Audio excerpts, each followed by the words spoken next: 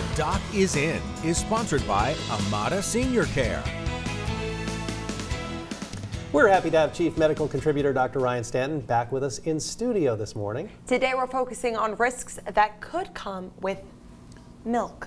Yeah, I'm not going to ruin your day. I'm not going to completely trash it today because of milk. Everybody in here was concerned that I was going to completely go against milk, and that's not the case. It's just a trend associated with milk that we're going to trash today. So milk has been a staple of the American diet for generations. In the 1860s, Louis Pasteur discovered the idea of pasteurization with the first utilization in the 1880s. The idea of pasteurization is to sterilize a product to decrease the risk of contamination and infection. The idea revolutionized food safety. Unfortunately, just like vaccine hesitancy, resistance to pasteurized milk has developed with a huge trend to raw milk. This has come to the forefront recently with the avian flu and associated deaths of the dairy farmers that could be nearby. The key here is that raw milk isn't always better.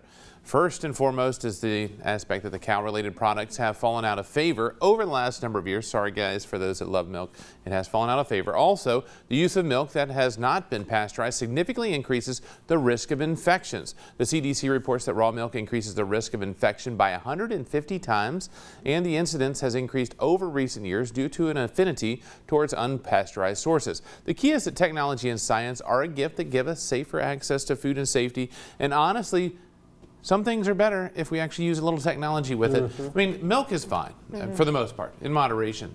But when it comes to knocking out some of the risks of infection, especially with what we're seeing now with bird flu and things like that, we can actually significantly decrease those risks with technology, and that means pasteurizing it, sterilizing it, taking out those contamination, and actually enjoying milk for what it is, which is milk. So those old commercials we used to hear, milk, it does the body good. It's referring to pasteurized, not what this is. Well, it can do just fine, the body good. It's just when you bring along all the germs, the bacteria, the viruses, and everything else with it, may not be fantastic. I can confidently say I've never ever considered taking a glass of milk, drinking a glass of milk straight from a cow. I barely take it from the gallon, the carton. Yeah. Well, the safety is impressive, but yes, there's wonderful things from that animal, but at the same time, when it travels across the country in a bottle, it may be best to actually sterilize it a little bit first. Briefly, what kind of good news are you going to have for us next hour? We'll see what I'm going to bring you next. Maybe I'm going to ruin your day a little bit further. Who knows? We may not.